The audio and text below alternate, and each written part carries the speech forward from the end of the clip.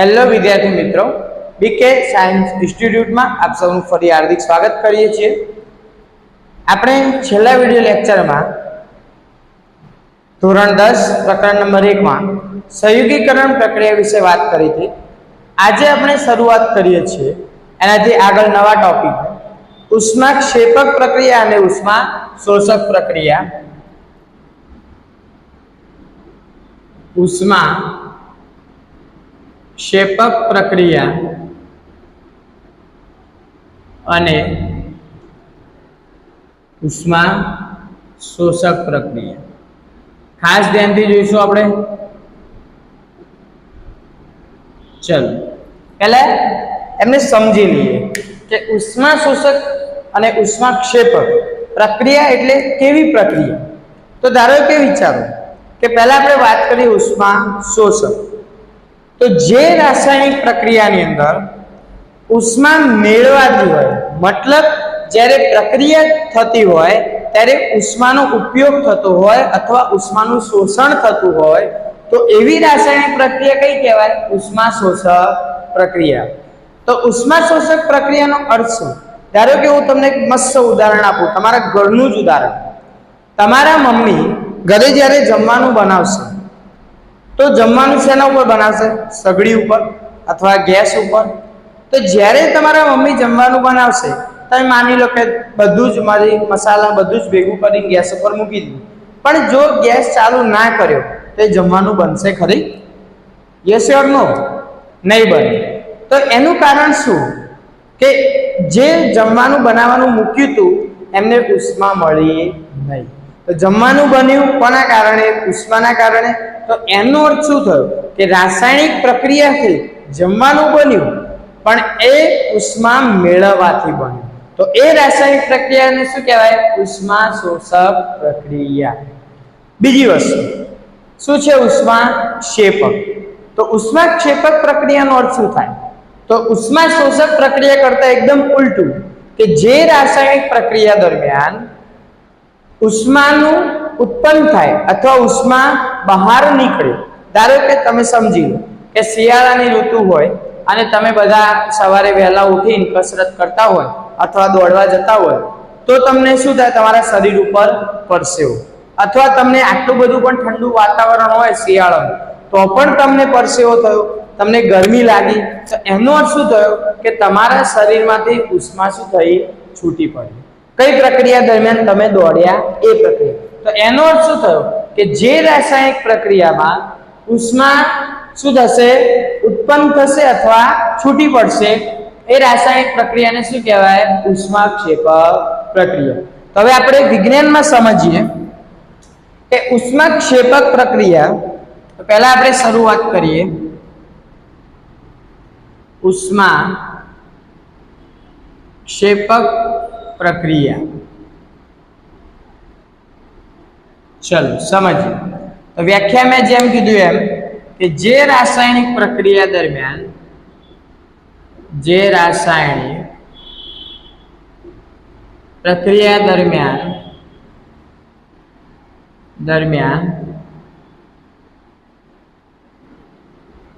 ઉષ્મા છૂટી પડતી હોય અથવા ઉત્પન્ન થતી હોય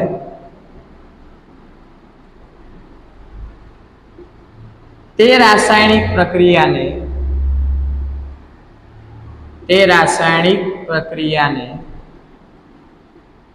કઈ પ્રક્રિયા?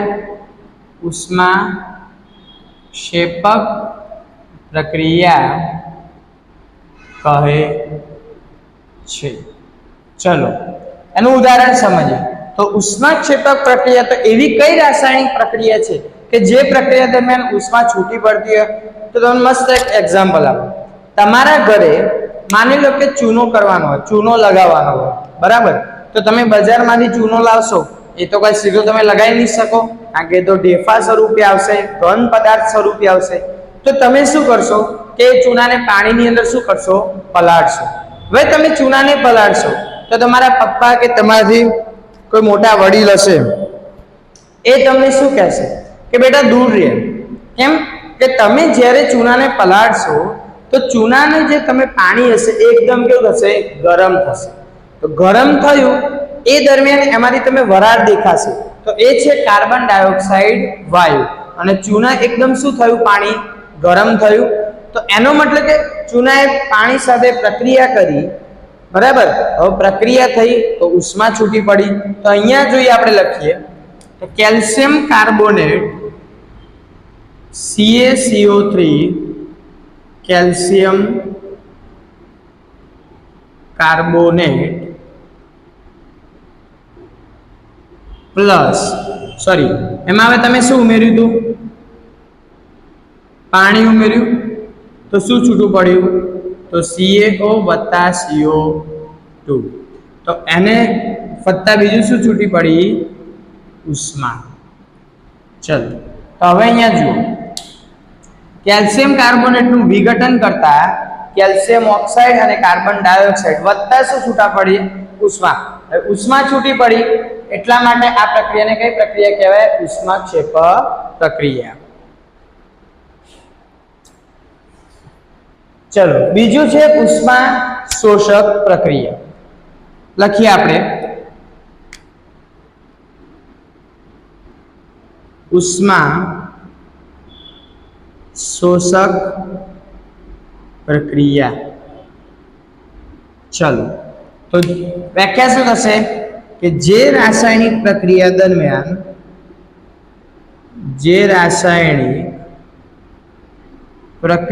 દરમિયાન ઉષ્મા મેળવાય છે અથવા ઉષ્માનું શોષણ થાય છે તે રાસાયણિક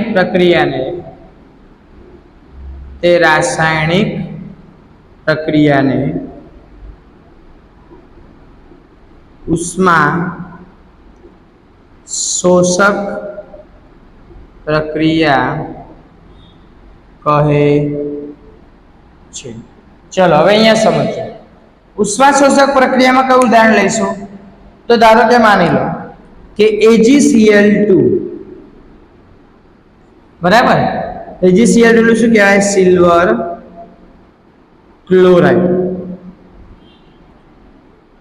એને તમે કોઈ પાત્રમાં ભરી સૂર્યપ્રકાશની હાજરીમાં રાખો. કોની હાજરીમાં, સૂર્યપ્રકાશની હાજરીમાં. ચલો સૂર્યપ્રકાશની હાજરીમાં રાખ્યો તો શું થશે, જ્યારે તમે AgCl2 ને સૂર્યપ્રકાશની હાજરીમાં રાખો ત્યારે Ag અને Cl, Ag વત્તા Cl2 બંને છૂટા પડી જશે. અને Ag અને Cl2 છૂટા પડે કેમ કે સૂર્યપ્રકાશમાં શું હોય, ઉષ્મા. તો Ag અને Cl એ પ્રક્રિયા દરમિયાન ઉષ્માનું શું કર્યું, શોષણ. તેથી આ પ્રક્રિયાને કઈ કહેવાય, ઉષ્મા શોષક પ્રક્રિયા. બરાબર. હું આશા રાખું છું કે બધાને ખૂબ સારી રીતે સમજણ પડતી હશે.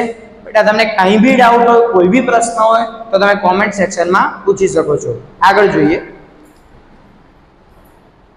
હવે આગળનો ટોપિક છે વિઘટન પ્રક્રિયા. હવે લખીશું આપણે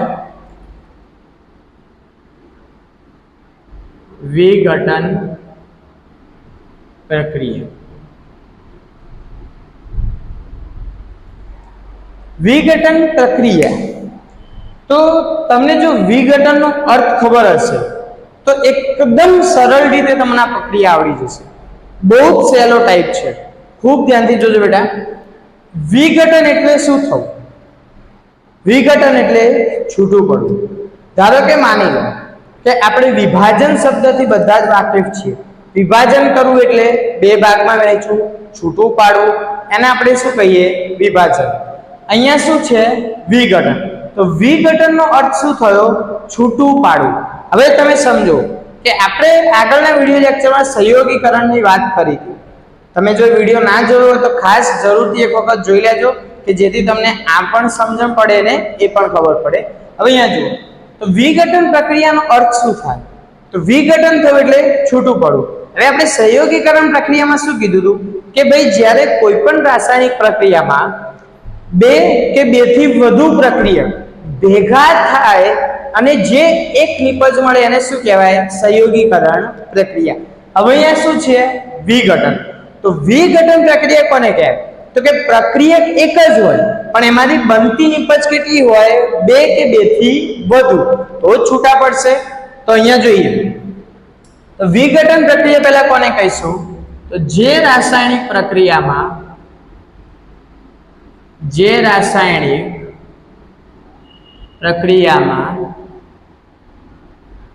સમજો બેટા ખાસ,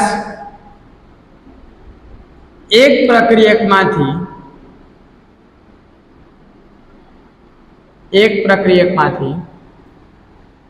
સરળ બે કે બે થી વધુ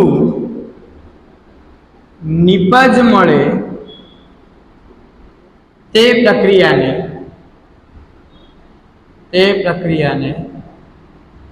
વિઘટન પ્રક્રિયા કહે છે. ચલો, વિઘટન પ્રક્રિયા તો એનું રાસાયણિક સમીકરણ જોઈએ. રાસાયણિક સમીકરણ, ચલો, આયર્ન સલ્ફેટ FeSO4 એને તમે ગરમ કરો, એને ઉષ્મા આપો, એમાંથી શું છૂટવું પડશે?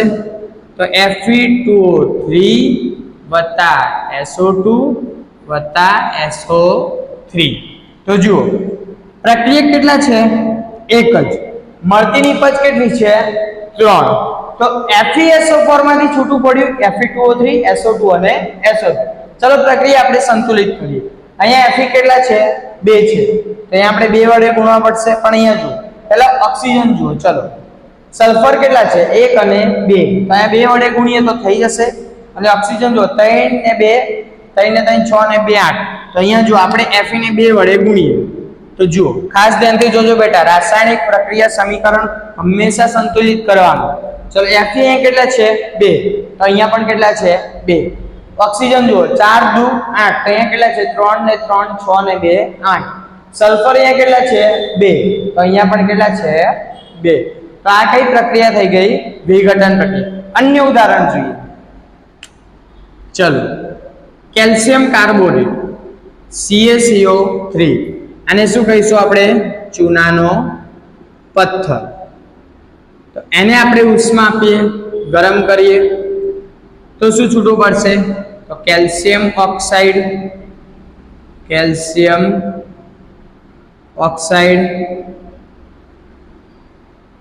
વત્તા CO2. કયો આવ્યું? Carbon dioxide. તો એનો અર્થ શું થયો? અહીંયા જુઓ, ચૂનાનો પથ્થર હતો, તમે એને ઉષ્મા આપી, ગરમ કર્યો, તેમાંથી શું છૂટા પડે? કેલ્શિયમ ઓક્સાઇડ અને કાર્બન ડાયોક્સાઇડ. તો પ્રક્રિયક કેટલા છે? એક જ. મળતી નિપજ કેટલી છે? 2. તો એનો અર્થ શું થયો કે વિઘટન પ્રક્રિયામાં પ્રક્રિયક હંમેશા કેટલા હશે? એક જ, અને મળતી નિપજ કેટલી હશે? 2 અથવા 2 થી વધારે. તો આગળની પ્રક્રિયા આપણે આવતા વિડિયો લેક્ચરમાં જોઈશું. Thank you.